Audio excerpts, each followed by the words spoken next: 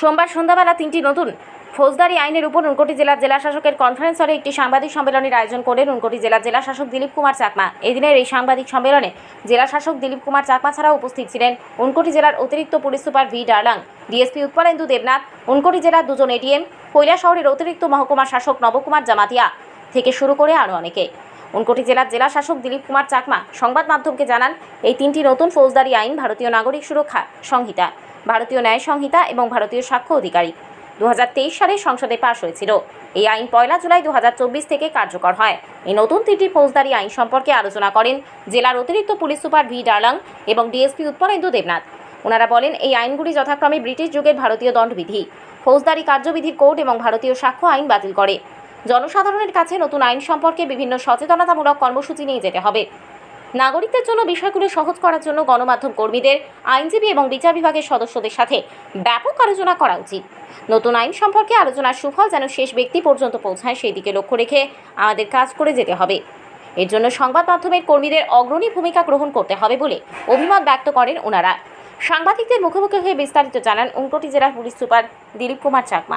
ভারতীয় নাগরিক সুরক্ষা সংহিতা, যেটা আগে ছিল সিআরপিসি, ক্রিমিনাল প্রসিডিউর কোড, দেন ভারতীয় সাক্ষ্য অধিনিয়ম, যেটা আমরা ইন্ডিয়ান এভিডেন্স অ্যাক্ট বলে থাকি, এই সমস্ত অ্যাক্টগুলো এখন নতুন আকারে, মানে কিছু সংশোধনী আকারে এবং নাম পরিবর্তনের সহিত আমাদের দেশে এখন প্রচলিত হবে।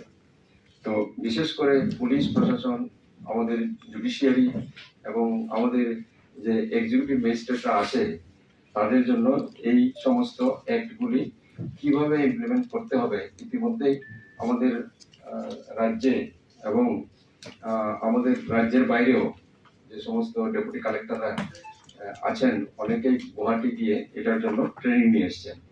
তো ইতিমধ্যে আমরা অলরেডি বিভিন্ন মহকুমায় যারা কর্মরত আছেন এক্সিকিউটিভ ম্যাজিস্ট্রেট, তাদেরকে নিয়েও আমরা এই ধরনের ট্রেনিং এর ব্যবস্থা করেছি এবং ধীরে ধীরে আমরা অনবোর্ড হতে পারছি।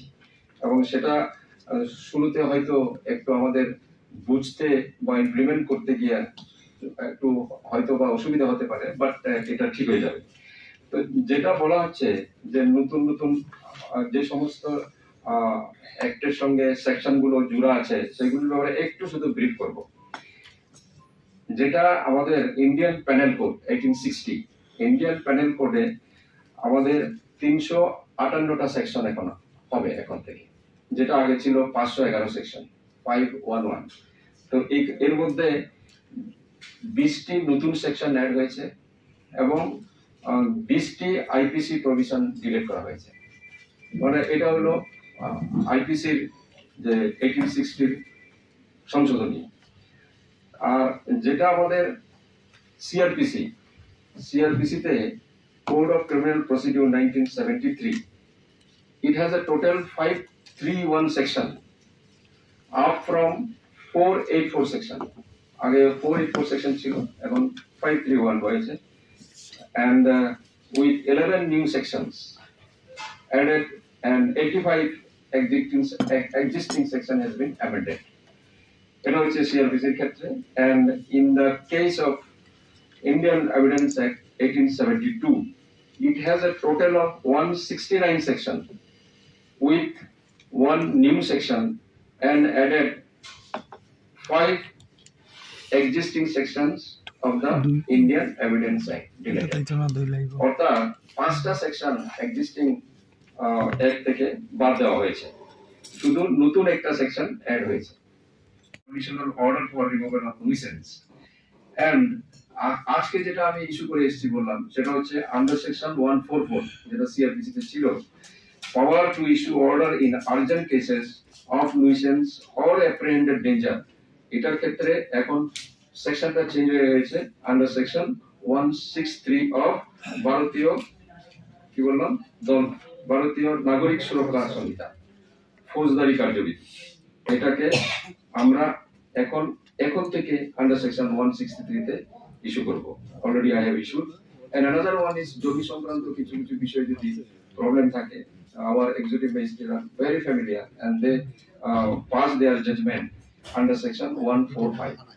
A 145 procedure where dispute concerning land or water is likely to cause breach of peace. শান্তি শৃঙ্খলা ভঙ্গ হতে পারে এমন যদি আশঙ্কা থাকে, in that case on the land and water matters the section under section 145 is applied, and in that case now it has been replaced under section 164 of the new act. তো এই কয়েকটি মেজর যে section আমি বললাম এগুলো সাধারণত আমাদের কাজে লাগে। আর বড় বড় যে বাকিগুলো যে সেকশনগুলো আছে, this is fully related to police and judiciary. আমরা অতটা আর মানে ডিল করি না, লিমিটেড ডিলিং করি আমরা। আমাদের অফিসাররা যারা আছে, everyone is trained and everyone has to pass the examination. This law, Indian evidence act, CrPC and IPC, এই তিনটা ল আমাদের যারা অফিসাররা আছে, দে mandatory they should pass the exam, then only they can continue their work. So এখানে যারা আছে they are well aware of that. আমি আপনাদের জ্ঞাতার্থে বলছি যে they will be now dealing with this section which are already replaced and changed. আশা করি ওনারা এগুলির উপরে ধাতস্থ হবেন এবং action will be taken accordingly.